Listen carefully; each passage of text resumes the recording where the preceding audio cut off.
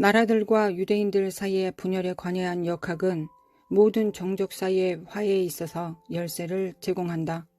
마태복음 24장에서 주님이 마지막 시대에 나타날 표적에 관하여 이렇게 말씀하셨다. 민족이 민족을, 나라가 나라를 대적하여 일어나겠고 처처의 기근과 지진이 있으리니. 여기서 나라로 번역된 히라버는 종족을 말한다. 이것은 우리가 흔히 나라로 부르는 지리적 국경을 가진 정치적 국가를 의미하는 것이 아니라 종족을 의미한다. 말세의 진정한 표적은 전 세계적인 정치적 전쟁만을 의미하는 것이 아니라 종족 갈등의 증가를 의미한다. 나치 정복의 동기가 인종주의였던 것과 유대인이 그들이 멸망시키고자 했던 주요 목표였다는 것이 우연이 아니다. 사탄이 유대인들의 말세에서의 역할을 알기 때문에 그들을 멸망시키려는데 계속 전심을 써왔다. 불행하게도 유대인들과 그 목적을 같이 하는 교회보다 사탄이 이것을 더 잘 알고 있는 듯하다. 다가오는 논쟁. 이스라엘과 유대인들이 하나님의 계획에서 어떤 위치에 있는가에 대한 논쟁이 교회 안에서 점점 치열해지는 때가 올 것이다. 이 논쟁은 많은 교회를 양극단적인 입장들로 몰고 갈 것이다. 이 두 입장은 주로 세기의 막을 내리고 마지막 때의 대추수를 시작하기 위한 하나님의 목적 가운데서 오직 육적 유대인과 이스라엘 국가만을 보는 사람들과 이 날을 위해 하나님께서 계획하시고 뜻을 두신 오직 영적 이스라엘, 영을 따라 난 유대인들로 구성된 교회만을 보는 이들로 되어 있다. 원수는 이 문제를 통해 마지막 때의 교회를 가장 크게 분열시키려고 애쓸 것이다.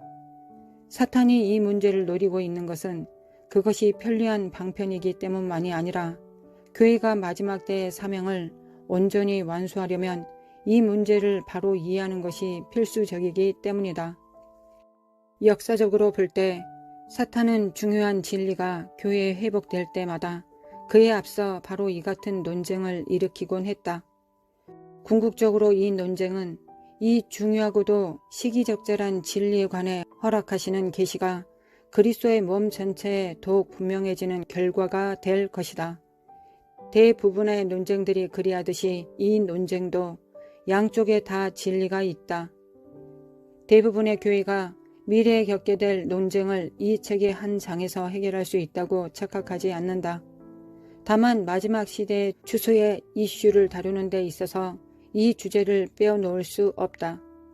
이 주제가 논쟁의 대상이 될 것을 알기 때문에 이 주제를 언급하는 데 조심스럽고 균형 있고 공평하게 취급하고자 하는 내 취지를 더욱 견고히 하지만 또한 타협 없이 다루고자 한다.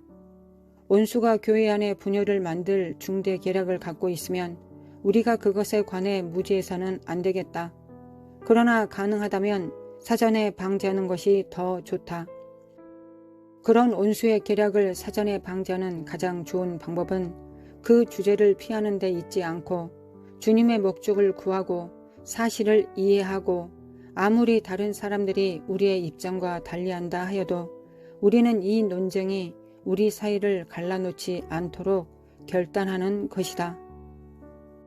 성서에 구원받기 위하여 또는 우리의 소명과 목적을 이루기 위해서 이스라엘 민족에 대한 주님의 마지막 시대의 계획을 올바로 이해해야 한다는 말은 없다.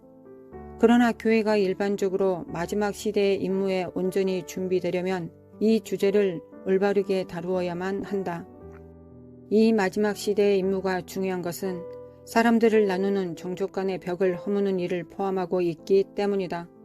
유대인들과 이방인 사이의 이 궁극적인 벽이 무너질 때 교회 안에서 있던 계략과 분열을 포함한 모든 종족 사이에 있던 사탄의 계략과 오해와 분열이 그 능력을 상실한 채 벗겨질 것이다. 시험. 사도 바울이 로마서 11장 28절에 놀라운 발언을 하셨다. 복음으로 하면 저희가 너희를 인하여 원수된 자요 택하심으로 하면 조상들을 인하여 사랑을 입은 자라. 유대인들이 우리를 위하여 실로 복음의 원수가 되었다는 것을 이해하는 것은 중요하다. 주님은 유대인으로 하여금 우리가 진정한 복음을 전하는지 아닌지에 대한 가장 큰 시험으로 만드셨다. 오직 진정한 복음만이 하나님이 계획하신 대로 유대인들을 시기하게 만들 것이다. 우리의 복음이 유대인들을 움직이는 능력이 우리가 희석되지 않은 진리를 전하는가를 결정하는 리트머스 시험과도 같다.